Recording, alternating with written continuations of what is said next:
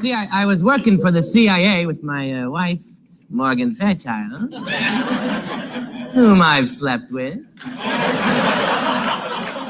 And we were spies. Yeah, she was undercover and I was underwater. Yeah, that's it. I was disguised as a fish in the Hudson River. Yeah, and I was about to bite into a worm when I was caught. Yeah, and they sold me to the Russian tea room where I was filleted and eaten. That is Jon Lovitz. Well, there's one more joke after that. Oh, well, I'm sorry. The funniest the joke. next thing you know, I was back in the Hudson. That's it there. Jon Lovitz is with us, and Jon has brought his dog. That's 2 days in a row we've had dogs visit our studio. I hope it's an everyday thing. I like it. What is your? Is this a pug? Pug Chihuahua. Mm-hmm. And a he so or now her? that we're in El Paso, he's like, "Hey, we're in my country." Oh, the Chihuahua side is feeling very at home. Very cocky. Yeah, he's like, I walk you. Is that a boy dog or a female dog? Boy. Mm-hmm. What's his name? Jerry. Jerry. I have a dog named Jerry. You do. His full name is Jerry Bruckheimer III. Really? The cat was the second, and then the producer's the first. Donald Trump's on Saturday Night Live this week, and I guess a lot of people are upset about that. Do you have an opinion? Well, I know the show. He's hosted before. He's a friend of the show. He'll show up at a moment's notice. Usually, well, I mean, right? Hillary Clinton was on the show. You know, I know that they that's put right. politicians on, and if you said, well, they're just doing it for the rating, I go, well, that's one reason. I guess what some people would say though is Hillary Clinton hasn't come out and said things that are perceived as hateful as Donald Trump, and well, I understand. I understand what he said the first time. Why people were upset. I get it, but since then he's come out and said, I say he's like a comic. Every joke has a punchline and a setup. I go, and he kept doing the punchline first. If he'd said, the Mexican people are great and a lot of them work for me, thousands of them, I think they're great and they're terrific. If he said, now the border guards are telling me that a lot of the Mexicans that are coming into this country, the ones that are coming illegally, a lot of them are criminals and causing crime. Not all of them, but there's a problem with that. Then I don't think anybody would be upset, because he's saying, and that's what he's saying now. If he'd said that in the first place, he'd be okay. But to me, it's like they never, when somebody clarifies something or says, look, this is how I feel, and that he said over and over, they don't give you credit for that. They go, no, you said this the first time. I don't care what you said afterward. It was such an adamant statement, though, And the first time, well, he goes, some of them I like. I think when he goes, some of them I like. Some of them are okay. No, but some of them I like. He said, but I realized when you watch him saying it, you realized he kind of caught himself what he was doing, and that's why he goes, some of them I like. Let me clarify, but this, you know what I mean? And so I don't know. I mean, I'm like, so look I'm here in El Paso. You're on the border of Mexico. I live in Los Angeles, so I don't know. So I asked people in El Paso, well, is it true? Are you having a problem with criminals crossing the border? Because this is a border town. So to me, I think. What do they tell you? What did they tell you? Yes. Well, this is for a large city. This has been the safest city in America. Very safe. Mm-hmm. So if there are criminals coming across, they're keeping it, kind of down on the down low as far as criminal activity. But maybe here they're not. I don't know. My answer is I don't know. So I say you go to the people that are, I always ask the people that the situation is actually happening to, that live there. That's who I want to hear from, the people that are going through the experience personally, as opposed to somebody that doesn't, is hearing it third hand, fourth hand. I'll tell you this. I think the vast majority of anybody who comes illegally to the country is doing it out of necessity, and it's the kind of thing I'd probably do for my family if the roles were reversed. I'm not against. I do jokes about it in my act, but the joke said, I say, why? They go, why are they coming here? I said, because we're hiring them, because they're the hardest working people ever. They're great people, and I mean, I remember, my father was a successful doctor. We had a housekeeper. She was from Mexico. I think she was from Chihuahua, actually. Yeah. Or some state in Chihuahua. I forget. I mean, in Mexico. But anyway, she was Maria Zaragoza. Anyway, married. She was part of our family, and you know, she'd worked really hard. She was 21 years old. And I remember she told me she sent money back home to her parents. I go, you do? And I thought that was very honorable that she did that. And then my dad helped her become a nurse and become a citizen. And she, you know, for years now has worked as a nurse in a hospital, working with prenatal, like preemie babies. Preemies, yeah. And so anyway, could you see yourself voting for Trump? Maybe. You know, I don't know. I've been Democrat my whole life and everything, but I think the parties have switched. And I read somewhere I don't socially, I don't agree with hardly anything the Democrats say, and I at all. I think the government, in my opinion, I think like people's private life is their private life. Like I've always considered myself liberal, but to me, liberal means freedom to be true to who you are. So I say, if you're conservative, be conservative. If you're whatever your religion is, be that. And I'm going to do my thing. And it's the point is to everyone can be true to themselves and raise their family how they want and be their values how they want. So you're not impose your values on others. That's the point of the country is the individual freedom to be who you are. So you are in favor of gay marriage, for instance? I'm not for it and I'm not against it. Yeah. I never knew it was an issue. To me, my first response was, it's none of my business. And why do I care who people I've never met marry and what do I do? So they go, well, they can't get married. I'm saying, why? I didn't understand why they're American why they couldn't citizens. in the first place. Yeah. I go, well, they go, well, you know, why they're going to marry a gay person? I go, well, who else would they marry? I'm a comedian. So I mean, I'm a comedian because I don't think straight ahead. I think it's not like, I guess I think out of the box, but that's just how I think anyway. I don't try to think out of the box. That's just how I think. I don't go straight ahead. I go at it from an angle. I've always been like that. And that's why I finally said, oh, comedy, I'd be good at that. Cause that's how I think anyway. And your dad was a doctor. How disappointed were they? He wasn't disappointed. He wasn't when you were into comedy? No, he wanted to be a singer, an opera singer in this. He became a doctor. But I said, did you ever imagine that you'd have a son being a comedian? He goes, never. But the point is that I think that it's someone's private life. I don't care what you do. To me, it's none of my business. All right. What if somebody, John, what if somebody says, you know, in my private life, I want to smoke marijuana. I think it should be legal to smoke marijuana. How do you feel if it came to a vote on something like that? How would you vote? I would vote to legalize it. Yeah. Do whatever you want to. Well, yeah. Well, but no, I'm not for it. I don't smoke it. I don't think you should. But if it's not good for me. Some people, it helps them medically. Some people, it helps their stress. I personally don't like to do it, but I realize that it's illegal and people they're doing it anyway.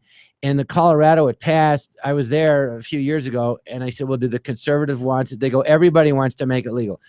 The conservative politicians, the police. I go, why? They go, for the money, for the taxes, and you take the crime element out of it. They're going to do it. They're doing it anyway.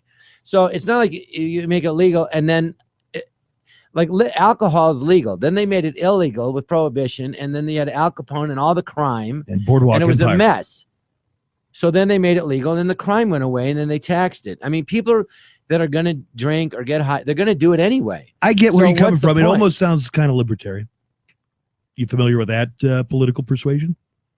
Yeah, but I don't know. I mean, I'm different on every issue. But my point is, you should be, if you're against it, you're against it. If you're for it, be for it. I don't. Well, how about me? I'm disappointed. You should be true to yourself. I'm for keeping more of my money, if possible, that I make. How about that? Yes, I'm for that. You're for that too. Yeah. So we found some common ground. Okay. Yeah, but I want to decide what I spend it on. Right.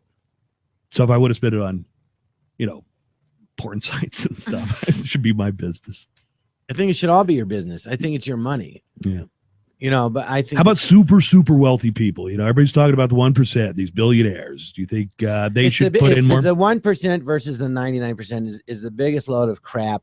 There is no versus. It was just a way to get, you know, appeal to the masses. Just rile up people, right? To get votes so you get reelected.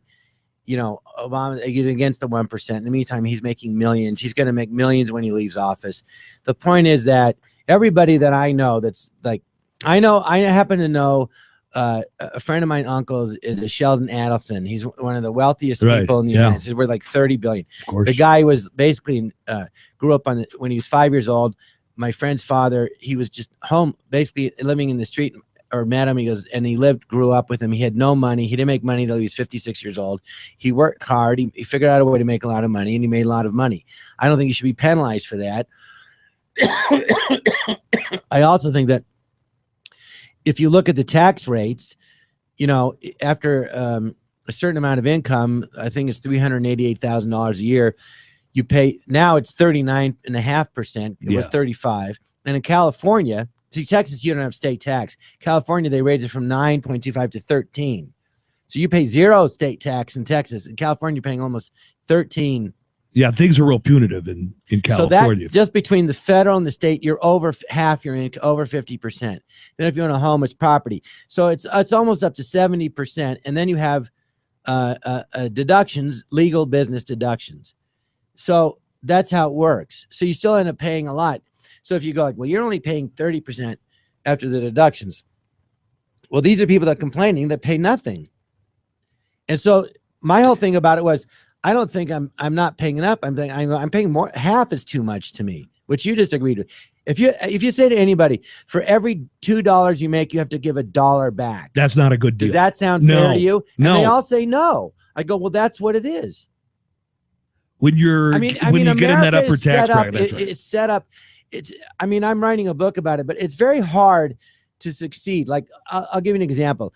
Everybody goes, I started working on Saturday Night Live and getting a movie. So people come up to me, I could be a movie star. I can act. I go, well, you really want to be an actor? Yeah.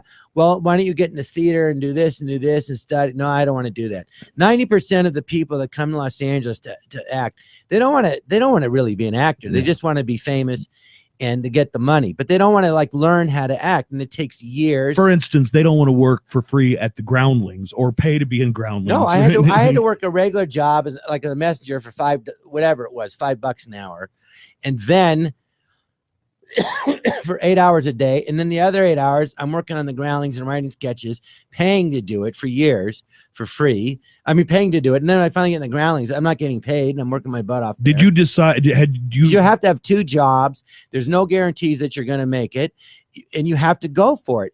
But it's America. Nobody will stop you, and if someone tries to stop you, just go around them. I mean, I travel all over the country doing stand-up.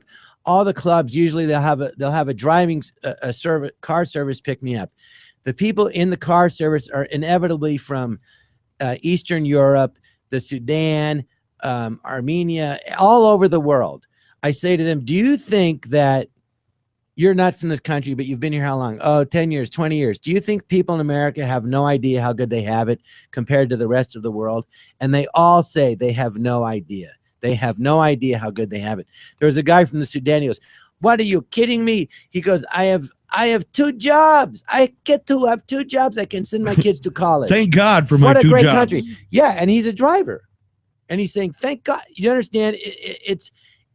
And I'm not saying people don't have a tough time. They do, but it's really, you have to work for it. No one's just, the people that they're complaining about that are wealthy, they don't give them the money. They don't just go, here you go. You have to work your butt off. Everybody I know that's very successful, they were dead broke. I'm friends with the producer, Jerry Bruckheimer, who I named my dog after. He was dead broke growing up. He had no money. Right. You know, he learned how to do it. He got into advertising. Then he made this move. He's really smart. He works harder than anybody else. Adam Sandler, Madonna, I know both of them. They're very, very wealthy. Yes. Why? Because they work harder than everybody else. They work so hard that, and you go, would you want to work as hard as they do? And I go, not really. No, they're working 14 hours a day, every single day, year round. It's too much to me, you know, but to them, they do it. But if you listen to it's worth it. If you listen to the 99% people, they're always talking about every rich person was born with a silver spoon in their mouth and they had every luxury growing up. No, it's not true. Now, are there people that are born into wealthy families and inherited the money? Yes. Now, I'll give you an example of people, of a group of people that people go, oh, they're nothing, blah, blah, blah, blah, blah. Okay, the Kardashians. Oh boy. Now the truth is this, is that they started, the O.J. Simpson trial happened, and then people go, oh, reality TV. So then the producers started making all these reality shows.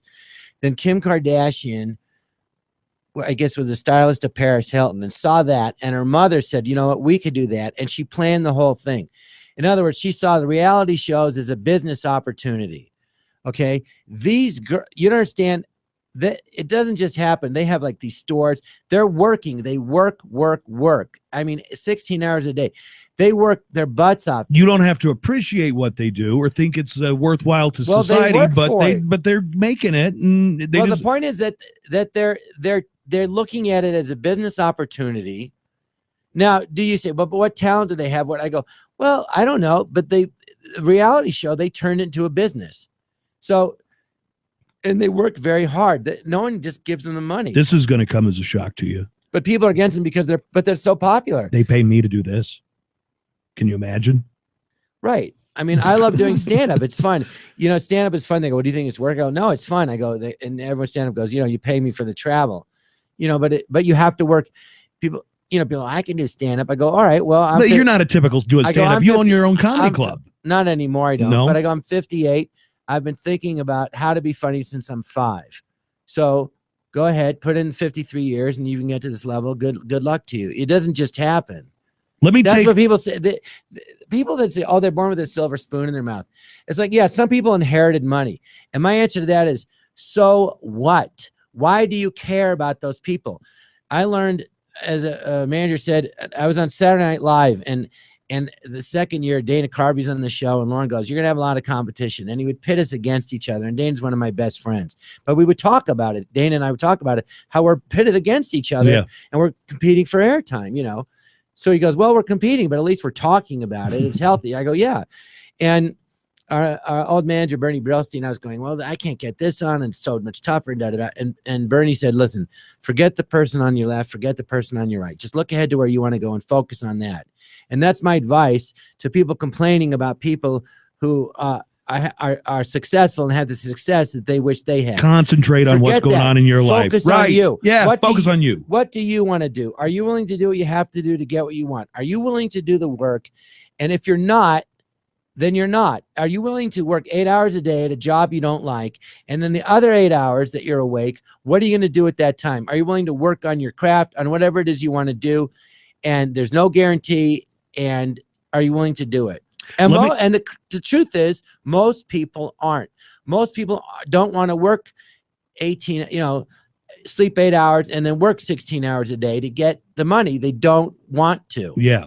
I don't want to anymore. I did at first, though. But that's okay. But then and then there's a few people that are, it's a capitalist society, meaning if you can figure out how to work it, you'll make more money. Some people are just smarter than other people. That's just the way it is.